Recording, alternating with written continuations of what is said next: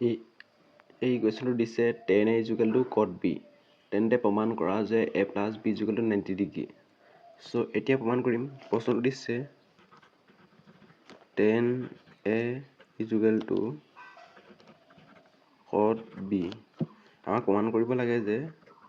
a plus b equal to 90 degree চ' আমি প্ৰমাণ কৰিম ইমপ্লাইজ দিম tan a আছে tan a বুলি লিখিলোঁ cot b আমি কেনেকৈ পাওঁ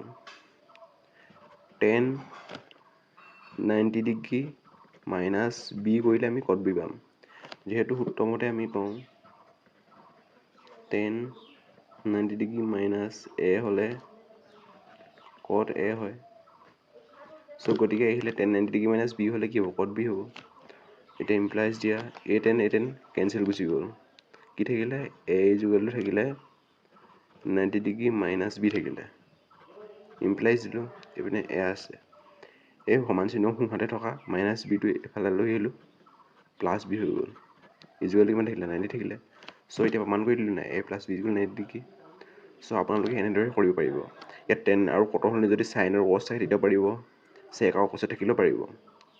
চ' যদি ভিডিঅ'টো ভাল পালে ভিডিঅ'টো লাইক কৰিব আৰু এনেকুৱা ভিডিঅ' পাই থাকিবলৈ চেনেল ছাবস্ক্ৰাইব কৰিব লগ পাওঁ অন্য এটা ভিডিঅ'ত তেতিয়ালৈ বাই